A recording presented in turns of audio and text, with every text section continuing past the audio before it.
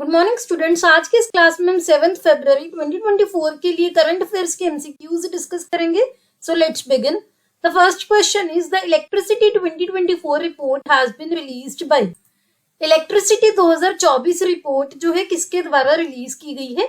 Option A is World Bank, option B is International Monetary Fund, option C is United Nations and option D is International Energy Agency. यहाँ पर आप देख सकते हैं electricity 2024 report जो है ये इंटरनेशनल एनर्जी एजेंसी यानी कि IEA ने रिलीज की है, जो कि एक Paris based autonomous intergovernmental organisation है 1974 में जिसकी स्थापना हुई थी और जो ग्लोबल एनर्जी सेक्टर में पॉलिसी रिकमेंडेशंस, एनालिसिस और डेटा प्रोवाइड करता है। इस रिपोर्ट के अकॉर्डिंग जो इलेक्ट्रिक कंजम्पशन है कि कितनी इलेक्ट्रिसिटी कंज्यूम होती है, यूज होती है डेटा सेंटर्स, आर्टिफिशियल इंटेलिजेंस और क्रिप्टो करेंसी सेक्टर में, वो बढ़ सकती है ऑलमोस्ट डबल यानी कि 2 गुना हो सकती है 2026 तक। तो ये स्टेटमेंट ध्यान में रखनी है। दूसरा जो फाइंडिंग है, हाईलाइट है इस रिपोर्ट की कि जो रिन्यूएबल्स हैं, जो जैसे सोलर एनर्जी, विंड एनर्जी, जो रिन्यूएबल एनर्जी है, they are said to provide more than 1/3, 1/3 से भी जो टोटल इलेक्ट्रिसिटी जनरेशन है उसका 1/3 से भी ज्यादा रिन्यूएबल्स जो है वो प्रोवाइड करेंगे पूरे ग्लोब में 2025 तक। और कोयले से जितनी इलेक्ट्रिसिटी, बिजली पैदा होती है, प्रोड्यूस होती है, उसको भी वो पीछे छोड़ देंगे। तो ये पॉइंट्स आपको ध्यान रखने हैं। ऐसे जो पॉइंट्स है, स्टेटमेंट्स आप अपने आंसर्स में कोट भी कर सकते हो। So the answer is option D, that is International Energy Agency. यहाँ पर मैंने आपको फुल फॉर्म दी हुई है, यहाँ पर इसकी जगह पे IMF, यहाँ पर UN और यहाँ पर IEA ऐसे भी दिया जा सकता है, तो आपको पता होना चाहिए। Next question is the vaccine safety net has been established by. Vaccine safety net जो है किसके द्वारा एस्टैब्लिश की गई है? Option A is WTO, option B is WHO, option C is ministry of Ayush, option D is NITI Aayog. यहाँ पर आप देख सकते हैं वैक्सीन सेफ्टी नेट है क्या? एक ग्लोबल नेटवर्क है वेबसाइट्स का, जो कि रिलायबल, जिस इंफॉर्मेशन पे आप ट्रस्ट कर सकते हो, रिलायबल इंफॉर्मेशन देता है वैक्सीन सेफ्टी पर। और ये स्टैब्लिश किया गया है वर्ल्ड हेल्थ ऑर्गेनाइजेशन WHO के द्वारा 2003 में। हेल्थी इंडियन प्रोजेक्ट जो है, इसने WHO के द्वारा जो ये प्रोजेक्ट लीड किया जा रहा है उसको ज्वाइन किया है, इसी वजह से ये न्यूज में था।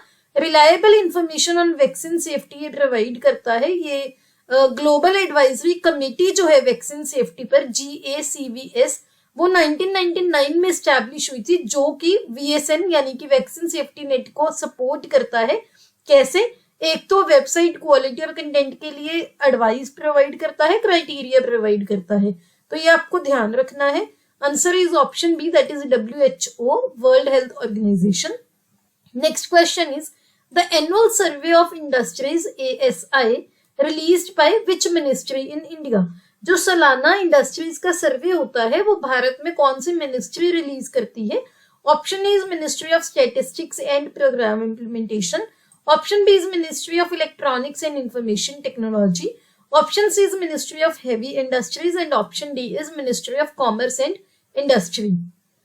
यहाँ पर आप देख सकते हैं एनुअल सर्वे है जो इंडस्ट्रीज का, वो recently ministry of statistics and programme implementation ने रिलीज किया है, तो ये न्यूज में था। एनुअल सर्वे ऑफ इंडस्ट्रीज जो है इंडस्ट्रियल के स्टैटिस्टिक्स जो होते हैं, जो डेटा होता है उसका प्रिंसिपल सोर्स है, जो कि कलेक्शन ऑफ स्टैटिस्टिक्स एक्ट 2008 के अंडर जो है ये सर्वे कंडक्ट करता है। तो ये आपको ध्यान रखना है। Answer is option A, that is ministry of statistics and programme implementation. Next question is the SAMEER is an autonomous R&D institution under which ministry in India। SAMEER जो है एक autonomous research and development institution है, भारत में कौन सी ministry के under? Option is ministry of statistics and programme implementation, option B is ministry of electronics and information technology, option C is ministry of heavy industries and option D is ministry of commerce and industry. यहाँ पर आप देख सकते हैं SAMEER जो है society for applied microwave electronics engineering and research, इसकी full form है। ये एक ऑटोनॉमस R&D इंस्टीट्यूशन है ministry of electronics and information technology के अंडर। जो मीति है ये टेक्नोलॉजी ने उसने रिसेंटली टेक्नोलॉजी ट्रांसफर की है सेफ्टी के लिए टू द इंडस्ट्री। सेफ्टी की फुल फॉर्म है smart food grain storage system, इसी वजह से ये न्यूज में था। तो जो सेफ्टी के लिए टेक्नोलॉजी है किसने डेवलप की है? समीर ने, जिसके बारे में क्वेश्चन हमने डिस्कस किया। समीर की फुल फॉर्म है society for applied microwave electronics engineering and research, जो कि ministry of electronics and information technology के अंदर एक इंस्टीट्यूशन है। तो ये आपको ध्यान रखना है। Answer is option B, that is ministry of electronics and information technology. Next question is which music album won the best global music album in Grammys 2024? Grammys 2024 में कौन से म्यूजिक एल्बम ने बेस्ट ग्लोबल म्यूजिक एल्बम जो है उसका title जीता है? Option is Midnights, option B is Flowers, option C is Pashto and option D is Shakti. यहाँ पर आप देख सकते हैं ग्रामीज 2024 की जो मैंने हाईलाइट्स दी हैं। सबसे पहले तो जो हमने क्वेश्चन जो है वो डिस्कस करेंगे। सो जो बेस्ट ग्लोबल म्यूजिक परफॉर्मेंस है, जो बेस्ट ग्लोबल म्यूजिक एल्बम है वो जीती है शक्ति एल्बम है उन्होंने, जो कि इंडियन म्यूजिशियंस शंकर महादेवन और जाकिर हुसैन की फ्यूजन बैंड है।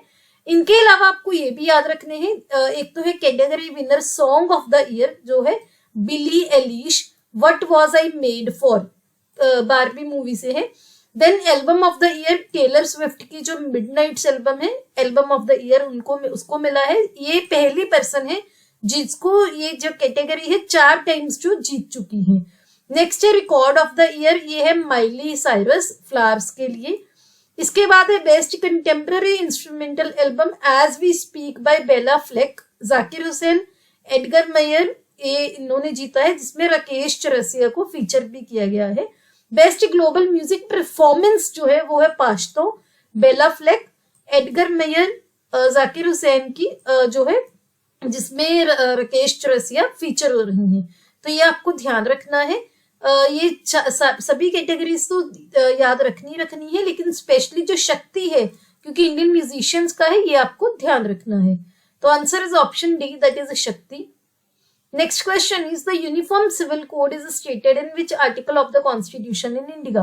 यूनिफॉर्म सिविल कोड जो है वो भारत के संविधान के में कौन से आर्टिकल के अंडर है?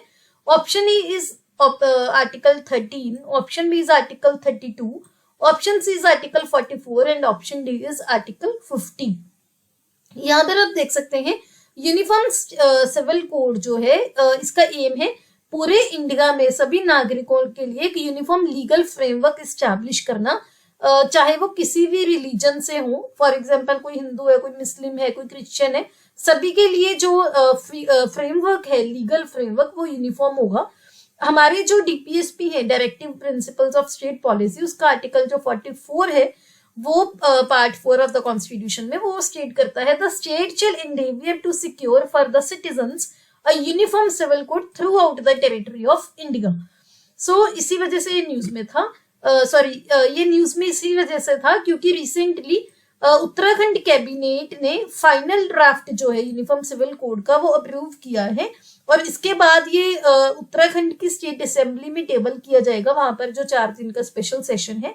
अगर वो पास होता है, यूसीसी इम्प्लीमेंट हो गया, तो जो उत्तराखंड है ये पहली स्टेट बन जाएगी हमारे देश में जहां पर आजादी के बाद जो है यूसीसी अडॉप्ट किया गया है, क्योंकि आजादी से पहले पोर्टुगीज के टाइम से गोवा जो है वहां पर यूसीसी है, तो आजादी के बाद इंप्लीमेंट करने वाली पहली स्टेट बनेगी उत्तराखंड। तो आपको ये ध्यान रखना है। Answer is option C, that is article 44। बहुत इंपॉर्टेंट क्वेश्चन है। Next question is the COP29 of UNFCCC will be hosted by which country? जो कॉन्फ्रेंस ऑफ पार्टीज 29th है United Nations framework of climate change का, वो कौन सा देश host कर रहा है? Option A is Brazil, option B is India, option C is Azerbaijan and option D is USA.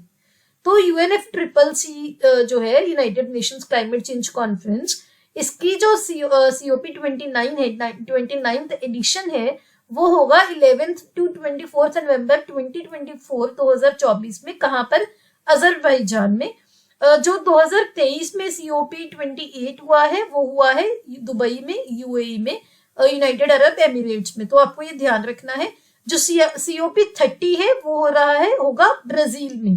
तो ये आपको ध्यान रखना है। Answer is option C, that is Azerbaijan. Next question is what is Aldabra rail recently seen in news. Aldabra rail जो है recently news में देखा गया, ये है क्या?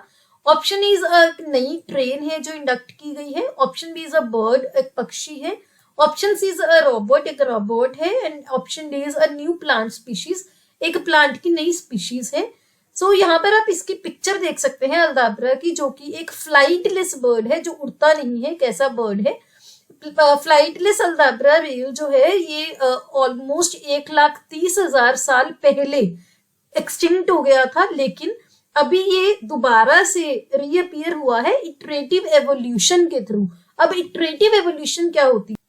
सो इटरेटिव एवोल्यूशन जो है इसको डिफाइन करते हैं कि सेम जो पूर्वज की लीनिएज होती है, एंसेस्ट्रल लीनिएज, सेम से कुछ स्पेसिफिक कैरेक्टर जो ट्रेट हो गया या कोई बॉडी प्लान हो गया, वो रिपीटेडली इवॉल्व होता है अलग अलग टाइम पर, तो उसको बोलते हैं इटरेटिव एवोल्यूशन। लगातार नहीं जरूरी होता कि इवॉल्व हो चीज, डिफरेंट पॉइंट्स इन टाइम में इवॉल्व होता है सेम एंसेस्ट्रल लीनिएज से, उसको बोलते हैं इटरेटिव एवोल्यूशन।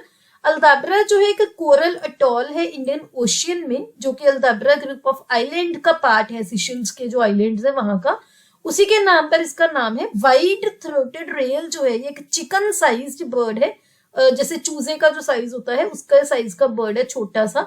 इंडिजीनियस है मेडागास्कर में, जो मेडागास्कर वाला एरिया है, लेकिन ये अल्दाब्रा में माइग्रेट हुआ था। उसके बाद ये इतना इवॉल्व हुआ कि उनकी जो उड़ने की क्षमता थी वो ही खो गई, तो ये फ्लाइटलेस बर्ड है, उड़ नहीं पाता, तो ये आपको ध्यान रखना है। Answer is option B, a bird. Next question is the hairy earth tongues are a type of. Hairy earth tongues जो है ये किस चीज की टाइप है? न्यूज में था recently. Option is bacteria, option B is fungus, option C is protozoa and option D is snake.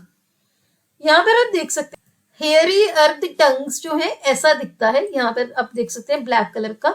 ये एक नई स्पीशीज है फंगस की, जिसको हेयरी अर्थ टंग्स बोला जाता है, जो कि रिसेंटली केरला में डिस्कवर किया गया, तो ये न्यूज में था।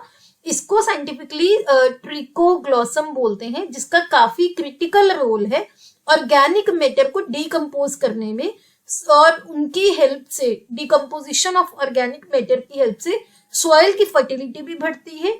जो फॉरेस्ट का सर्वाइवल है, यानी कि जो जंगल है उसका सर्वाइवल के चांसेस भी बढ़ते हैं। ये यूजुअली ब्लैक, डार्क और ब्राउन कलर के होते हैं। इसे यहाँ पर आप पिक्चर देख सकते हो कैसे दिखते हैं, जैसे मशरूम्स होते हैं वैसे ही होती हैं। तो इसका आंसर है option B, that is fungus. Next question is the lake Rotorua is located in which country. जो झील है रोटोरुआ ये कौन से देश में है? Option A is India, option B is China, option C is New Zealand and option D is Maldives. So यहाँ पर आप देख सकते हैं कि जो लेक रोटोरुआ है ये न्यूजीलैंड में है। यहाँ पर न्यूजीलैंड का नॉर्थ आइलैंड है, यहाँ पर ऑकलैंड है, ये है लेक रोटोरुआ। न्यूज में क्यों था?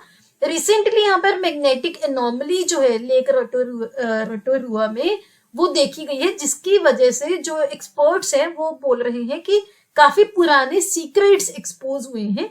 तो साइंटिस्ट ने डिस्कवर किया है एक हाइड्रोथर्मल सिस्टम लेक रोटोरुआ के सरफेस के पास, जो कि डोरमेंट वल्केनिक क्रेटर के टॉप पर सिचुएटेड है। तो वल्केनिक क्रेटर क्या होते हैं? जो ज्वालामुखी से क्रेटर बनते हैं, लेकिन काफी टाइम से डोरमेंट है, एक्टिव नहीं है, न्यूजीलैंड के नॉर्थ आइलैंड में। तो इंटेंस जियोथर्मल एक्टिविटी की वजह से, उसके बावजूद भी जो लेक का बॉटम का टेम्परेचर है वो रिलेटिवली कूल है। अगर किसी भी जगह पर नीचे जियोथर्मल एक्टिविटी होती है तो उसका टेम्परेचर रिलेटिवली कूल नहीं होता, जो कि इस लेक का है।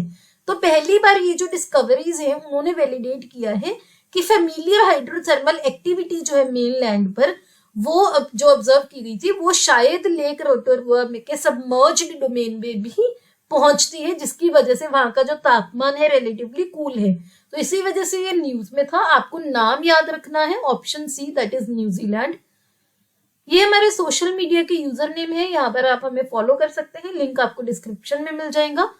अगर आपको ये वीडियो अच्छी लगी please hit the like button, अपने दोस्तों के साथ वीडियो को शेयर कीजिए। Don't forget to subscribe to my channel. See you tomorrow at 8 o'clock। Have a nice